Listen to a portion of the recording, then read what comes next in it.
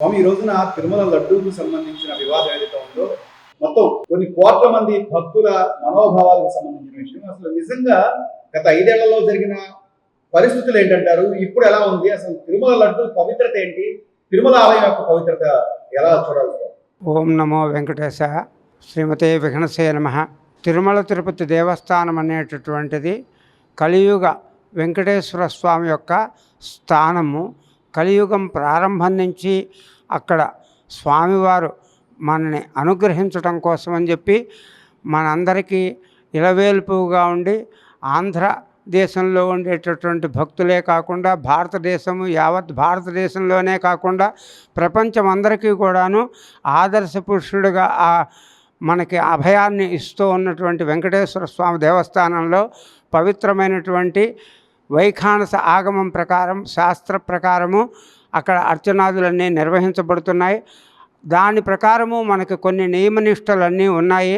వాటినన్నిటినీ పూర్వకాలంలో మన పెద్దవాళ్ళందరూ కూడాను ఆ నిష్టలతో ఆరాధనా కార్యక్రమాన్ని నిర్వహిస్తూ ఉన్నారు.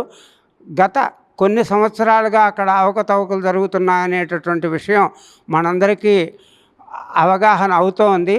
దాంట్లో విశేషంగా గత 4-5 సంవత్సరాల నుంచి అక్కడ ఉండేటటువంటి పవిత్రతను దెబ్బతీసే విధంగా అక్కడ కార్యక్రమాలు జరుగుతున్నాయని, ఇతర మతస్థులు దేవాలయంలో డ్యూటీలు చేస్తూ వాళ్ళ యొక్క మతాన్ని ప్రచారం చేసుకోవడానికి ఈ వెంకటేశ్వర స్వామి యొక్క ధన సహాయ సహకారాలు, ఆ స్తోమతలు అన్నీ కూడాను, అధికారాలన్నీ కూడాను వాళ్ళు ఉపయోగించుకుంటున్నారనేటటువంటి విషయం మనకి అవగాహన అవుతూ ఉంది. ప్రసాదం విషయంలో కూడా ఇదివరకు తిరుపతి ప్రసాదం అంటే ఎన్నాళ్ళైనా నిలవ ఉండేది, ఎంత కాలమైనా సరే అది దాని యొక్క శాంటిటీ నిలుపుకుని ఉండేది. ఇప్పుడు 2 రోజులకి 3 రోజులకి ఆ ప్రసాదంగా తీసుకోవాల్సిందే తప్పితే దాన్ని ఒక పవిత్రతతో తీసుకునేంత స్టేజ్ లేకుండా పోయింది. దాంట్లో ఉండేటటువంటి క్వాలిటీ కానీ క్వాంటిటీ కానీ 2 కూడా తగ్గిపోయినాయి. దాంట్లో ఎటువంటి సందేహం లేదు. దానికి తగినటువంటి జాగ్రత్తలు తీసుకుని పూర్వ వైభవాన్ని మళ్ళీ తీసుకొచ్చి ఆ లడ్డు ప్రసాదాన్ని ఆదర్శప్రాయంగా ఉండేటట్లుగా కొంత క్వాలిటీ కూడా మారిందని చెప్పుకుంటున్నారు భక్తులు కూడా.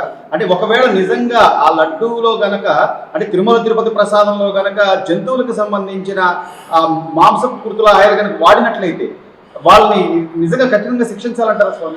తప్పకుండా చేయాల్సిన అవసరమేను.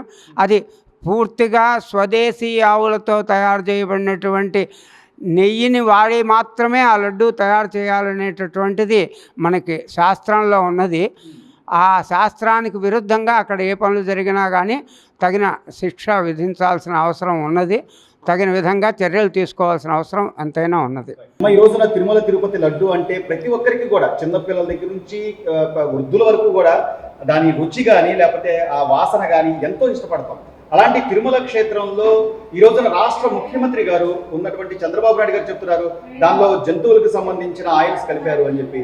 నిజంగా అది కనుక నిజమని నిరూపిస్తే అంటే ఆల్రెడీ నిర్ధారణకు సంబంధించిన అంశాలు చర్యలు తీసుకుంటున్నారు. నిజమే అయితే కొన్ని కోట్ల మంది మనోభావాలు దెబ్బ తిన్నట్టు కాదంటారా? తిన్నట్లే. కాకపోతే మనం ప్రసాదం కొంచెం పెట్టినా కూడా స్వామి అక్కడి నుంచి మనకి ప్రసాదం పెట్టారని ఎంతో సంతోషిస్తాం. ఇలాంటి విషయాన్ని మనం అందరూ కూడా ఖండించాలి. ఎందుకు అలా జంతువుల ఆయిల్ వేయాలి? మనకి ఎంత ప్యూర్గా స్వదేశీ ఆవుల నెయ్యితోటి మనం చేసి ఇంత ప్రసాదాన్ని చేసుకుంటున్నాం. ఎందుకు అలా జరుగుతుంది? జరిగిన దాకా వీళ్ళందరూ ఏం చేస్తున్నారు? ఇన్ని సంవత్సరాలు కూడా ఒకసారన్నా గమనించి దేవుడి ప్రసాదం ఒక గుడిలోదే కదా, దాన్నన్నా మనం పట్టుకోవాలి కదా. పట్టుకునేదే లడ్డు ప్రసాదం. అదే ఎక్కువ కోట్లలోనే ఉంటుంది కాబట్టి ఇలాంటి వాళ్ళని పట్టుకుని ఇలాగ జరిగితే మాత్రం కంపల్సరీగా శిక్షించాలి. ఆ ప్రసాదాన్ని మనం ఎంతో పవిత్రంగా చూసుకుంటాం కాబట్టి స్వామివారి ప్రసాదం దగ్గరకు వచ్చినా స్వామి మనకు పంపించాడని చెప్పి ఆశీర్వచనం తీసుకుంటుంటాం. కాబట్టి మీరు కొన్ని చూసుంటారు అంటే అక్కడ అన్న ప్రసాదాలకు సంబంధించి వీడియోలు కూడా కొన్ని బయటకు వచ్చి చద్దన్నం లాగా ఉందండి, అసలు క్వాలిటీ మెయింటైన్ చేయట్లేదని గత ప్రభుత్వంలో జరిగిన అవకతవకలకు సంబంధించి ఇప్పుడు వస్తున్న వార్తలకు సంబంధించి మీరు ఏం చెప్తారు ఒక భక్తురాలిగా? రైస్ పెట్టే సమయాల్లో కూడా బాగోలేదని చెప్పేసి మేము వీడియోస్ చూసామండి. ఇప్పుడైతే కనుక పాలు అవన్నీ ఇస్తున్నారు. క్యూ లైన్లో వచ్చే వాళ్ళకి భోజనం కూడా బాగుందని చెప్పేసి అంటున్నారు. ఈ సంవత్సరం ఇంకా మేము వెళ్ళలేదు, వెళ్ళిన వాళ్ళని కనుక్కుంటూనే ఉన్నాము. కాకపోతే అలాగా మంచిగా చెయ్యాలి. ఏ ప్రభుత్వం ఉన్నా సరే మనం బాగుండాలి. దేవుడి గుళ్ళు మనం పైకి తీసుకురావాలి. స్వామి మనం ఆశీర్వచనం తీసుకోవాలి. ఎక్కడున్నా కూడా ఈ పవిత్రతని మనం పెంచుకోవాలి. ఇది మన బాధ్యతగా నేనైతే కనుక అందరికీ చెప్తాను. అందరూ కూడా ఈ ఆయిల్ కనుక జంతువుల ఆయిల్ వేస్తే కనుక వాళ్ళని కఠినంగా శిక్షించాలి. తిరుమల తిరుపతి దేవస్థానాన్ని మనమే కాపాడుకోవాలి. జై శ్రీరామ్. ఈ రోజున తిరుమల లడ్డూకు సంబంధించి ఆ పవిత్రతకు సంబంధించే ఒక ప్రశ్నార్థకంగా మారింది. రాష్ట్ర ముఖ్యమంత్రి సాక్షాత్తు ఆ తిరుమల లడ్డూలో జంతువులకు సంబంధించిన ఆ మాంసకృతుల ఆయిల్ వాడారు అని చెప్తున్నారు. అంటే ఇది అసలు ఎలా చూడాలమ్మా? అంటే ఇన్ని కోట్ల మంది మనోభావాలు దెబ్బతీసే విధంగా గత ప్రభుత్వంలోనే నిజంగా అలాంటి పరిస్థితి జరిగి ఉండుంటే, అంటే దాన్ని రేపో మాపో నిర్ధారణ చేస్తారు, నిజంగా జరిగి ఉంటే వాళ్ళ గురించి మనం ఎలా మాట్లాడుకోవాలండి? నిజంగా జరిగే ఉంటే వాళ్ళని బాగా కఠినంగా శిక్షించాలని అందరూ అనుకునేదే ఆ విషయము. మనకి ఇదివరకు మనం తిరుపతి లడ్డు అంటే అబ్బా ఎప్పుడు తిందామా అనిపించేది. కానీ ఇప్పుడు ఏదో ప్రసాదంగా తిన్నాంలే, నాకు సాల్లే అనిపిస్తుంది. దాంట్లో వెయిట్ కోసం పటికి బెల్లం ముక్కలు, దాంట్లో మనం ఎక్కువ నెయ్యి, అది మామూలు ప్యూర్ నెయ్యి వాడుకోకుండా వాళ్ళు చేసే కల్తీ నెయ్యి మాలాన దాని టేస్ట్ అనేది కూడా అసలు ఏమీ లేకోకుండా చేస్తున్నారు.